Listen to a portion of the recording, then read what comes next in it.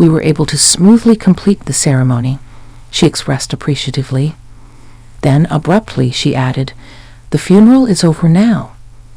Isn't it enough with the formalities?" I was taken aback, thinking she was initially trying to be considerate of my grief, but it soon became evident that wasn't the case. Commenting on the splendid house my parents had, I replied, "Wait a moment." Undeterred, she boldly walked into the depths of the house. I protested, "Oh, Mom, this is inconvenient. Some areas are messy." Dismissing my concerns, she declared, "Don't fuss over details. More importantly, this house will be inherited by my son. I wonder if I should take this room."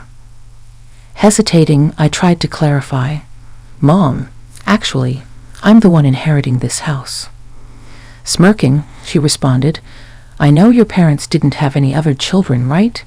And isn't a wife's belonging her husband's?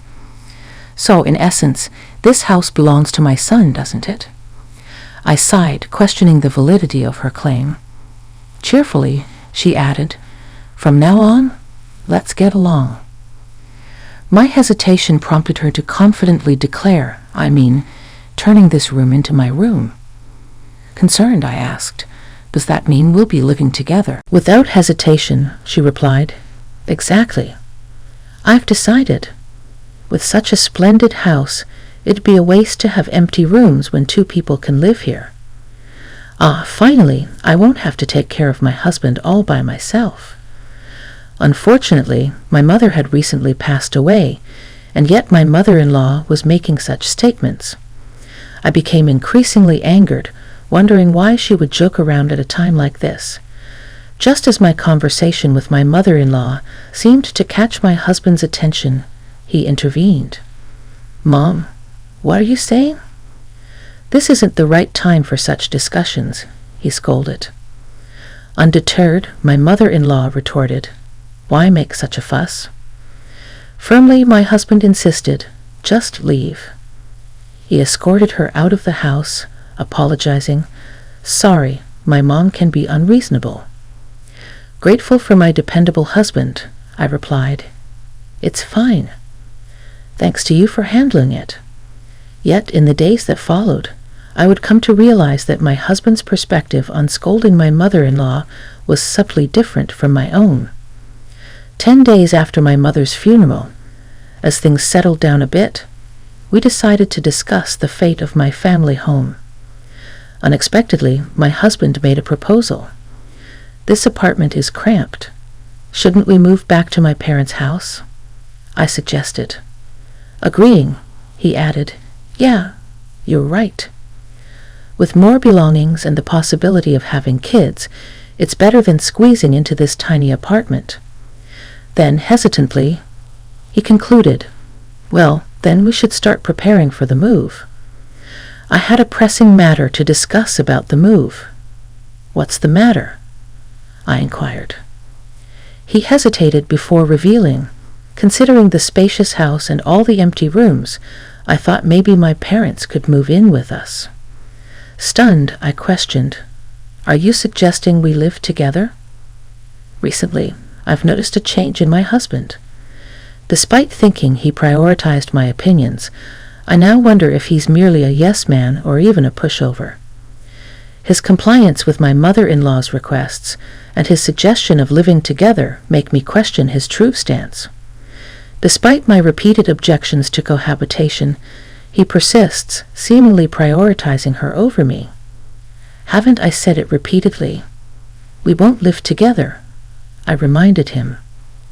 He responded, "But Mom keeps insisting on it." I countered, "During the funeral, you scolded her, didn't you? You stood up for me and opposed cohabitation."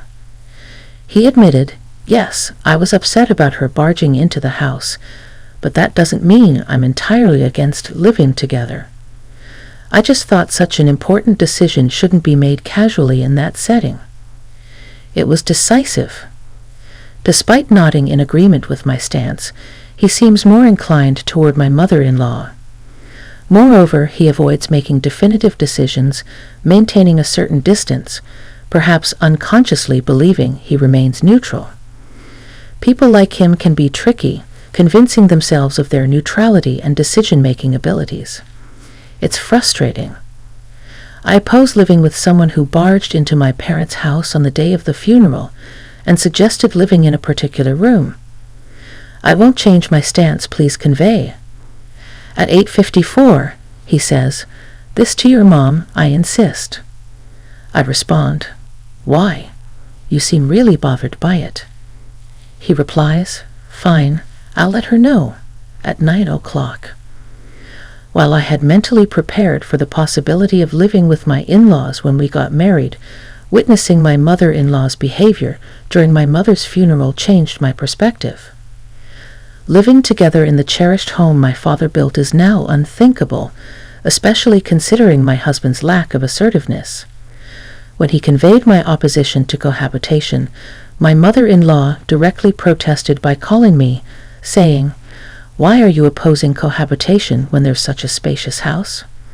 You're Michael's wife now, and his father and I are your parents, right? Why such strong opposition to living together with us?" I reiterated my decline for cohabitation, explaining my husband's mobility issues and the challenges I face alone. She accused me of abandoning them, prompting me to remind her of the reasons my husband had shared.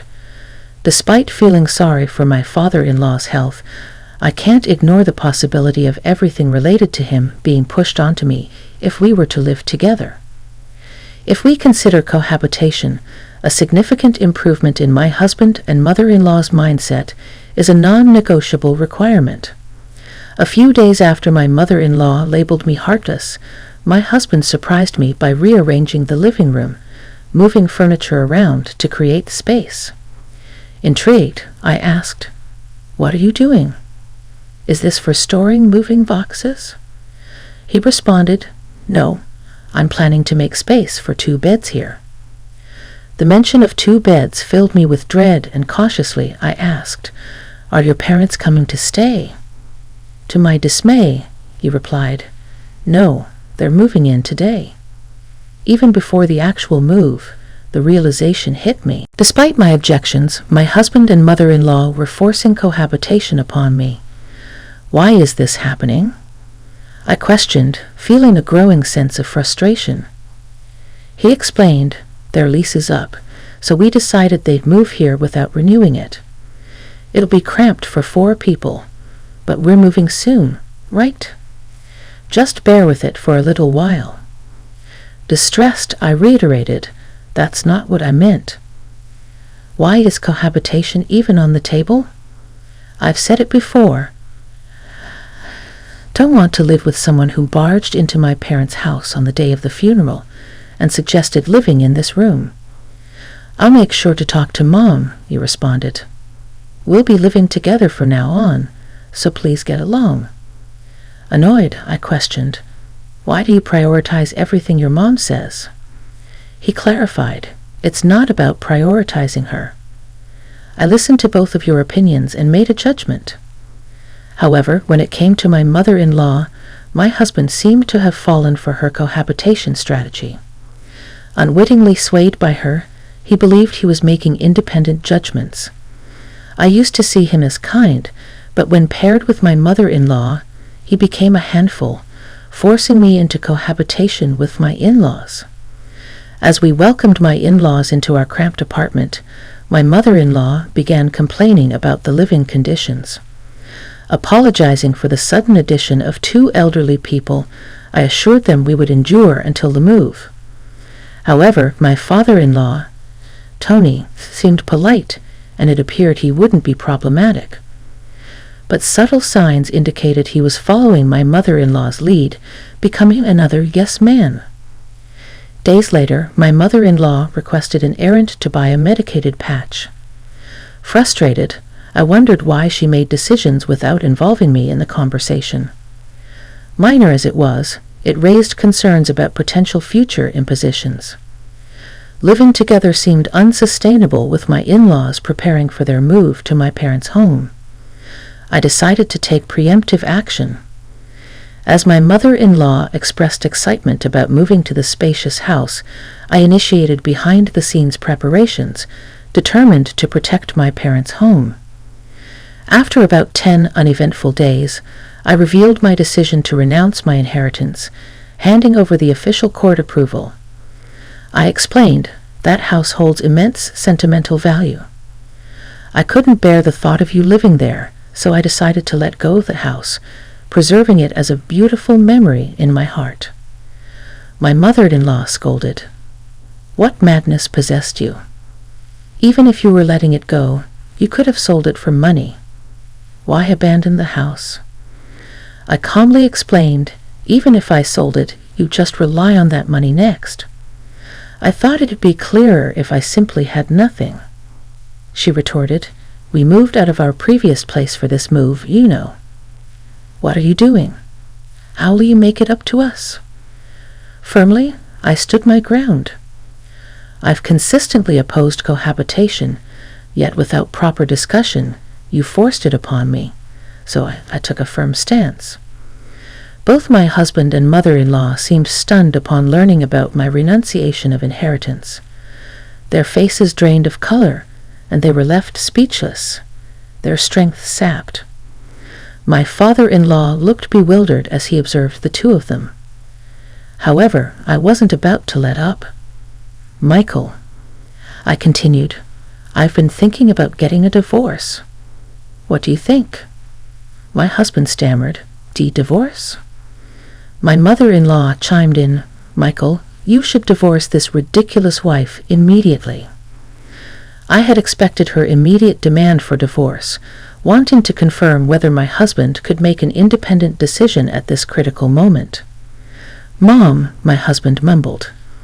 His response was still pending, but my resolve to proceed with the divorce had solidified.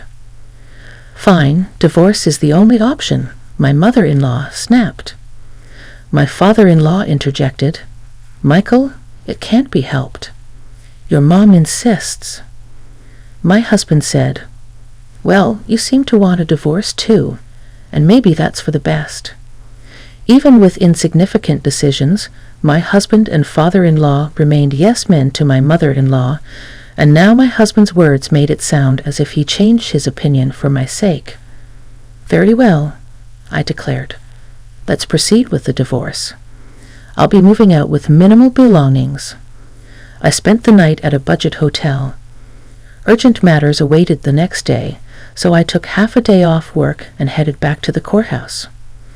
A few days later, my mother-in-law called me, demanding answers. You? What's going on? It seems that house is becoming yours. Why the sudden outburst? Did you find out through the estate division process? Yes, that house belongs to me, I calmly refuted. You forged documents and deceived us. Why would I forge documents meant for court submission? Those are genuine.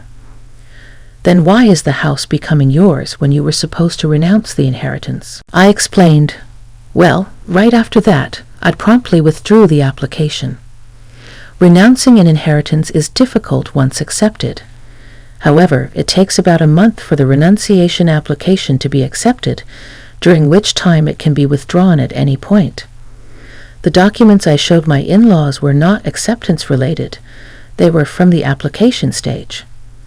I intentionally made them believe I had relinquished the house and confronted them with the prospect of divorce to gauge their reactions and decide my next steps. I continued. I didn't expect my mother-in-law's mindset to change, but I hoped my husband would reconsider and express that he didn't want a divorce. If he said he didn't want a divorce, I planned to rethink it and later explain about the house. So the house's property division really becomes yours then, she pressed. Since it was acquired before the divorce, it's subject to property division, right? In such cases, you two are supposed to split the money from selling it, don't you? My mother-in-law seemed determined to extract whatever she could, recognizing the house wouldn't be hers. However, I had foreseen this. If that house were jointly acquired, it would indeed be considered property, I said.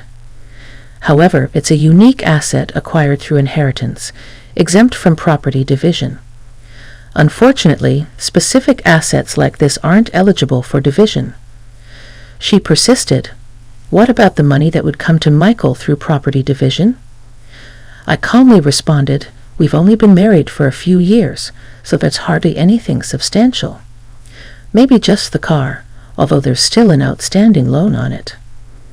Accusing me of selfishness, she called me heartless and declared, I'm protecting that house because it holds precious memories of my parents. I don't want people like you living there. If you have any further complaints, please go through a lawyer, I replied. After the call with my mother-in-law, the divorce proceedings progressed smoothly. Presumably, she urged my husband to expedite the divorce. Regardless, the divorce was finalized, and I was free from the burden of dealing with my in-laws. I felt a sense of relief, as if I had successfully shielded my father's home from harm. After I moved out, my former in-laws spent some time in the apartment where my ex-husband and I used to live. Despite one less person, the small space likely felt cramped. My former mother-in-law explored new housing options, but their age posed challenges in passing rental application screenings. Consequently, my ex-husband opted to rent a smaller single-family home for them. Although it's smaller, being a house, the rent is likely higher than the apartment. He also assumed the responsibility of supporting his parents. My ex-husband faces a challenging life ahead. Initially excited about moving into the large house my father left behind, my former mother-in-law now settles for a considerably smaller home, likely leaving her disappointed. As for me, I've embarked on a new chapter in the house my parents left me. It radiates warmth, as if my parents are still present. If you enjoyed the story, consider subscribing to the channel. Until next time.